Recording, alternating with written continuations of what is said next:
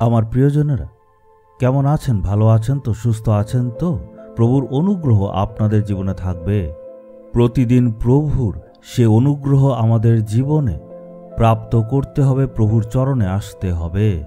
প্রতিদিন ভোরবেলা ঈশ্বরের অনুগ্রহ তাজা। এই অনুগ্রহ উনি কাদের দেন? যারা হচ্ছে নম্রচিত্তের মানুষ। আমাদের প্রতিদিন ঈশ্বরের চরণে যেতে হবে, নিজেদের যাতে আমরা নম্র করতে পারি, আর তারপর ঈশ্বরের চরণে আসি আর অনুগ্রহকে প্রাপ্ত করি। সে অনুগ্রহের দ্বারাই ঈশ্বর আমাদের সুরক্ষিত রাখেন। এই ঘরটা আপনারা দেখছেন, এটা কি আমার ঘর? আমেরিকার দেশে ওকায়া নামক শহরে, সিনসিনাটি একটা শহর আছে। এই ঘরটা হচ্ছে সেখানেই, এখানেই থাকছি। এই ঘরটা যার, সেই ভাইয়ের সাথে অনেক বছর ধরে আমার পরিচয় আছে। অনেক বছর আগে যখন আমি এসেছিলাম, তখন এই জায়গাটা একটা বড় খালি মাঠের মতো ছিল। সেই ভাই প্রার্থনার জন্য বলল, আমি সেটা করলাম। আর এখন এখানে দেখুন কত সুন্দরভাবে এই বিল্ডিংটা সে বানিয়েছে। এই আমেরিকা দেশে অনেকগুলি অ্যাপার্টমেন্ট আছে, অনেকগুলি ঘরও আছে। এই ঘরটা কিন্তু খুব সুন্দরভাবে বানিয়েছে। তাদের গাড়ি আছে, এখানে আপনারা দেখছেন 3টে গাড়ি। অনেকগুলো গ্যারেজ আছে। আমেরিকা দেশে গাড়ি ছাড়া থাকা সম্ভব না। স্বামী স্ত্রী যদি চাকরি করে, তাদের নিজের অফিসে যাওয়ার জন্য আলাদা আলাদা গাড়ি থাকে। প্রত্যেকজনের যাতায়াতের জন্য এখানে অনেকগুলি গাড়ি ব্যবহার করা হয়। আমাদের ভারত দেশের মতো যাতায়াতের সুবিধা এই জায়গাতে নেই। সন্তানেরা যখন কলেজ যায়, তাদের জন্য আলাদা গাড়ি প্রয়োজন। একটা পরিবারে যদি স্বামী স্ত্রী আর 2জন বাচ্চা থাকে, তখন তার মানে সেই ঘরে 4টা গাড়ি থাকবে। তারা গাড়ি কিনতে পারে। ঈশ্বর আশীর্বাদ করেছেন। আজকের দিনে ঈশ্বর তার প্রতিজ্ঞা আমাদের করতে চাইছেন। আমি এখন গীতসংহিতা 118 অধ্যায়ের 5 পদ আপনাদের জন্য পড়তে চাইছি। আমি বিপদে পড়ে সদাপ্রভুকে ডাকলাম। তিনি আমার ডাকে সাড়া দিয়ে একটা খোলা জায়গায় আমাকে বের করে আনলেন। আমি বিপদে পড়ে ঈশ্বরকে ডাকলাম, উনি খোলা জায়গায় আমায় বের করে আনলেন।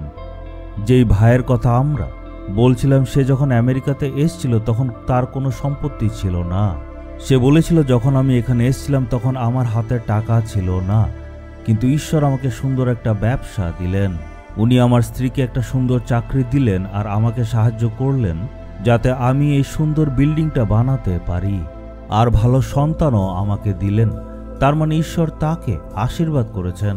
আমি নিজের চোখে অনেক মানুষের জীবনে আশীর্বাদ দেখেছি। আপনার জীবনে হবে।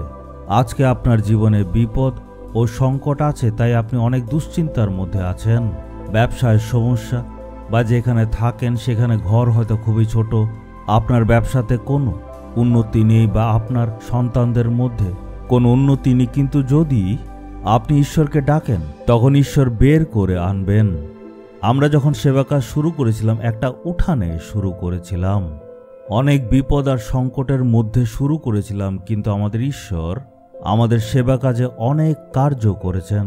আপনার জীবনেও ঈশ্বর এমন অনুগ্রহের কাজ করবেন। ঈশ্বর প্রতিজ্ঞা করছেন, আমি তোমায় খোলা জায়গায় বের করে আনব।